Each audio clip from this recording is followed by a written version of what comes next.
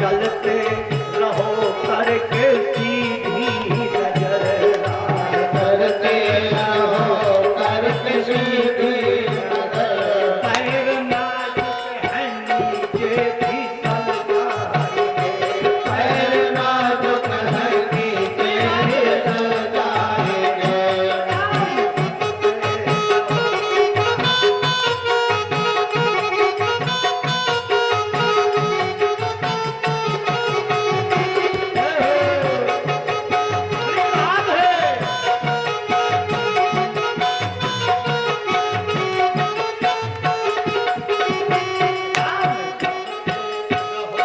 काम करते रहो, जीवन का यूं ही निकल जाएगा। नाम जपते रहो काम करते रहो, नाम जीवन का यूं ही निकल जाएगा। वक्त बीती का जो अब संभालो जरा, बीती का जो संभालो जरा, प्रेम गदगद हो आंसू निकालो जरा, प्रेम गदगद हो आंसू निकालो जरा। हरि का भरो नीर थे हो, जरा पात हरि का भरो नीर जो, भक्त भक्त किसी दिन तू भक्त भक्त किसी दिन तू बन जाएगा। नाम जपते रहो, काम करते रहो, नाम जपते रहो काम करते रहो, वक्त जीवन का यूं ही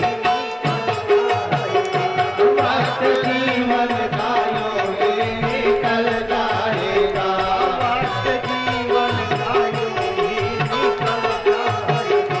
वक्त जीवन का यूं ही निकल जाएगा। इसलिए हरि को दया का पात्र जो है ना अपने नीर से बनना चाहिए। जब हरि के सामने प्रेम के गदगद आंसू आ जाते हैं तो हमारे प्राश्चित कट जाते हैं। आप भगवान के सामने बैठे ना और भगवान का नाम जपे, भगवान की मानस की चौपाई पढ़े, गीता का पाठ करें कुछ, और आपके नेत्र सजल हो जाए, समझ लो कि हमारे न जाने कितने प्राश्चित कट गए। हरि के सामने प्राश्चित कर जाता है, संसार के सामने कहां करता है। तो कह रहे हैं बाहु की मृत्यु हो गई। औवक मुनि के आश्रम में उनकी दोनों पत्नियां थी, एक गर्भवती थी, दूसरी ने सोचा कि इसके पुत्र होगा तो राज्य वो फिर ले लेगा, क्योंकि राज्य तो भी छीना हुआ है। उसने क्या किया कि जहर दे दिया, अन्न के साथ उसको जहर दिया और वो जहर भी अमृत बन गया। इसीलिए जब उनका जन्म हुआ तो उनका नाम गर्मा ने जहर सगर पड़ गया।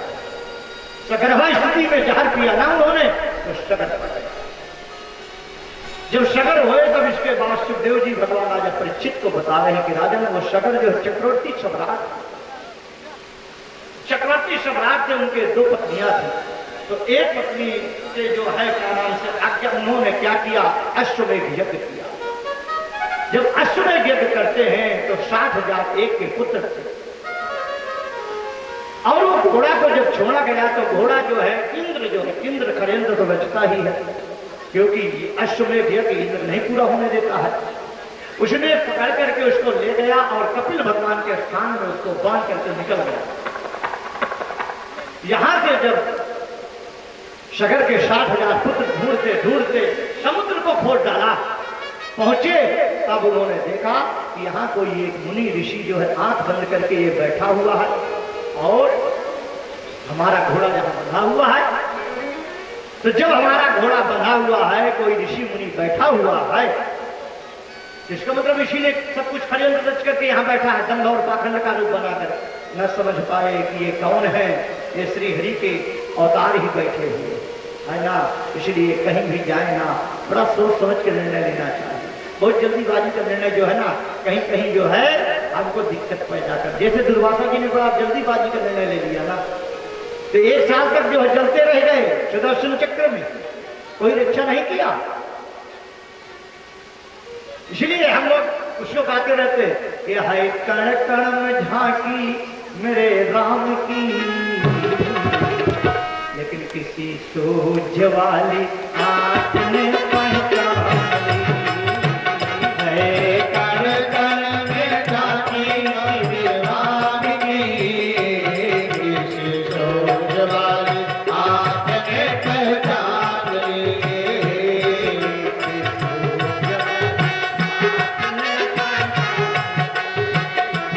किसी सोच वाली आंख ने पहचान ली।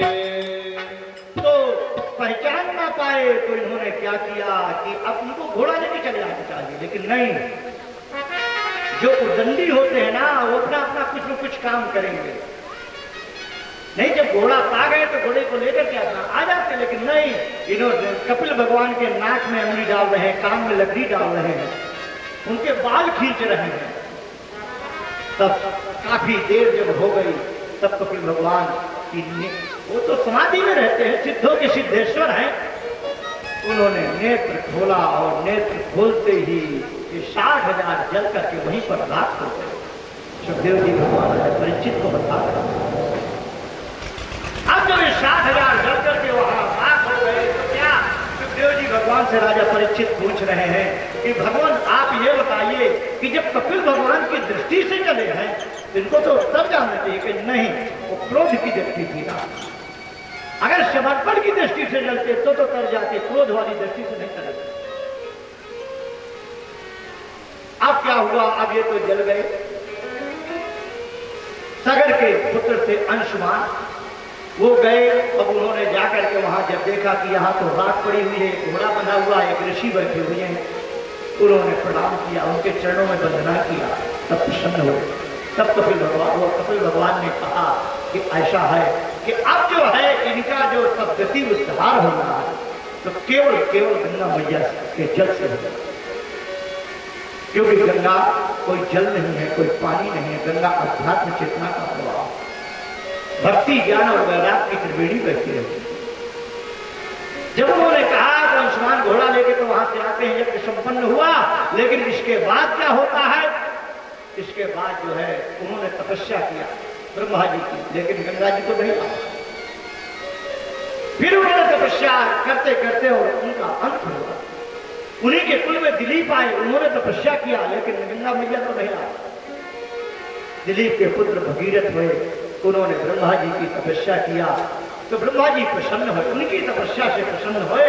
कह रहे हैं जब प्रसन्न हुए तब भगीरथ जी ने कहा कि साधो नाशिना शांता ब्रह्मिष्ठ लोक कामना हरन्ते अघन्ते संगाते खंत विदर्भवी।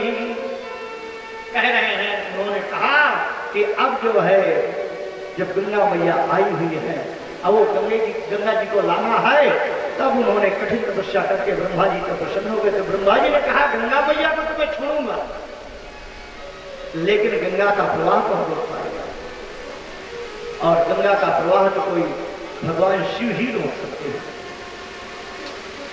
तब उन्होंने कहा तो उपाय क्या, उपाय यह है कि भगवान महादेव को प्रसन्न करो, नहीं मैं गंगा जी को ऊपर से छोड़ूंगा, वो पताल लोक में चली जाएंगे। अब जो भगीरथ जी भगवान महादेव जी की आराधना किया, जब भगवान महादेव जी की आराधना किया तब इसके बाद भोले बाबा प्रसन्न होते हैं। भोलेनाथ तो तुरंत प्रसन्न होते हैं, आशुतोष तुम अवधर लाती।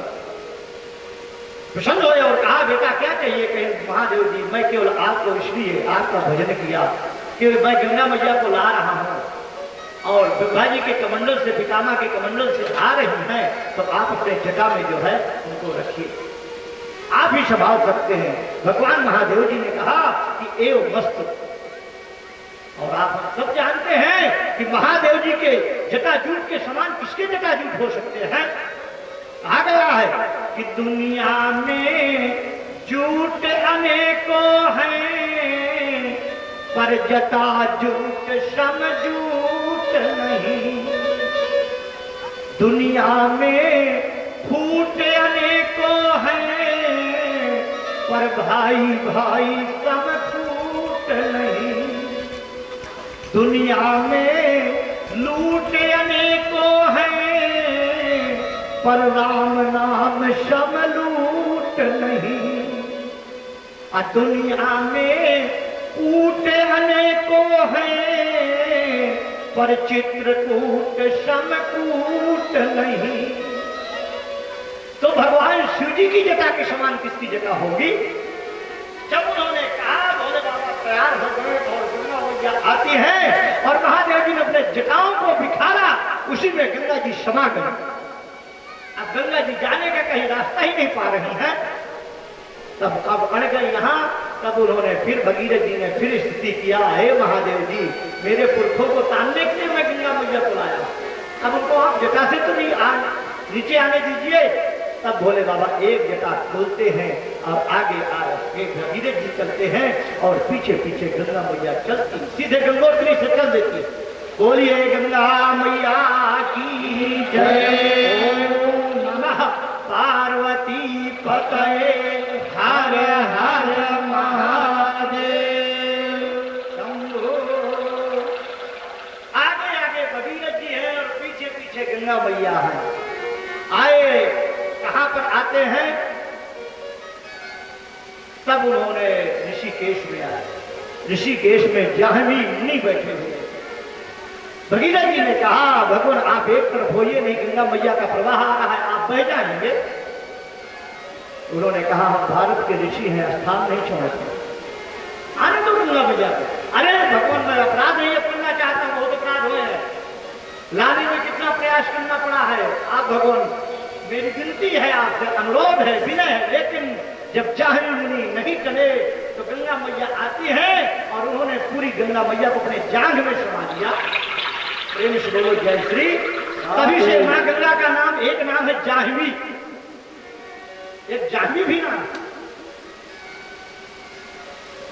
और जब वहां उन्होंने इस प्रकार कहा, फिर उनकी विनती किया तो वहां से फिर गंगा जी को छोड़े आगे आगे जा रहे हैं। गंगा मैया ने 3 द्वार बनाया है, हरिद्वार, प्रयागराज, गंगा सागर। काशी से गंगा मैया जाती है, काशी कोई द्वारों में नहीं, क्योंकि वो त्रिलोकी से अलग है काशी। 3 द्वार मां गंगा ने बनाया और वहां जाती हैं और सगर के जो 60,000 थे उन पुत्रों का जो है उद्धार होता है। प्रेम से बोलो जय श्री राधे। सुखदेव जी भगवान राजा परीक्षित को इस प्रकार जो है उन्होंने जो है गंगा अवतरण की कथा सुनाई। इसके बाद उन्होंने पूछा, सुखदेव जी भगवान से राजा परीक्षित पूछ रहे हैं कि भगवान अब आप मुझको भगवान श्री राम जी की पावन कथा सुनाइए, भगवान की पावन कथा सुनाइए जो समस्त हमारे कलमश को दूर कर देती है, वो कथा। जब राजा परीक्षित ने जिज्ञासा किया प्रश्नकर्ता भी ऐसे होना चाहिए, है ना, भक्ति युक्त होना चाहिए। जब सुखदेव जी भगवान सुनाने के लिए बैठते हैं कि मेरी राम की कृपा से जय हो, अरे मेरे राम की कृपा से सब काम हो रहा, मेरे राम की कृपा से सब काम हो रहा है।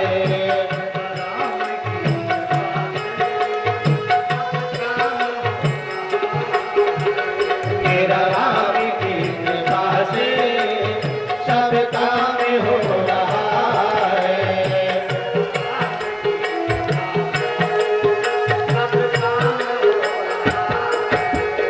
मेरा राम की कृपा से सब